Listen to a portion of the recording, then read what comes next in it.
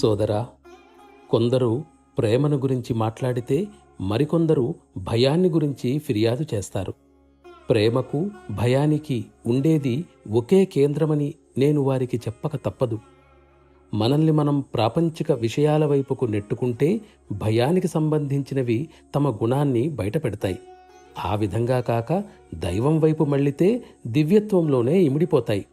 రెండూ అంటే ప్రేమ, భయం విశేషమైనవే. రెండింటి కేంద్రం ఒకటే అయితే మనకు సరియైన దానిని గ్రహించి కాని దానిని వదులుకోగలిగే విజ్ఞత మనకు ఉండాలి. ఇది మన మంచికే. పరిశుద్ధమైన మనస్సు యొక్క స్వభావం దివ్యమైనది అవుతుంది. అందులోనే ప్రేమ పెంపొందుతుంది. మన ఎరుక మనకు లేనప్పుడే ఆ అవ్యక్తమైన దైవం ఎరుక మనకు లభిస్తుంది. కొన్నిమార్లు ఇవి వస్తూ పోతూ ఉంటాయి. అయితే వాటిని మనం గట్టిగా పట్టుకొని అవి మనతో శాశ్వతంగా ఉండిపోయేటట్లు చేసుకోవాలి. ఆ స్థితి నుండే మనం ఉన్నత స్థితికి ఎదగగలం. ఇక్కడ హాజరైన మీరే కాక మానవులంతా నేను పదే పదే అన్నట్లు జీవితంలో జీవితం అంటే నిజమైన జీవితాన్ని రూపొందించుకున్నవారుగా కావాలనేదే నా ధ్యేయం.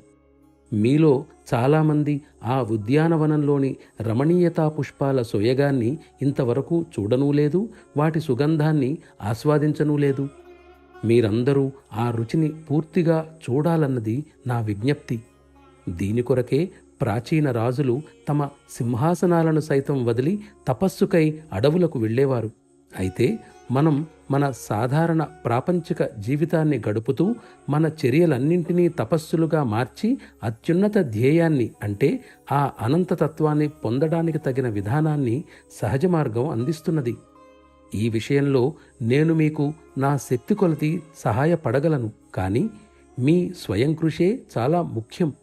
మనఃపూర్వకంగా నిజాయితీగా ఈ ప్రయత్నాన్ని విజయవంతం చేసే ధైర్యం మీకు కలుగుగాక. ఇదే మీ అందరి కోసం నా ప్రార్థన.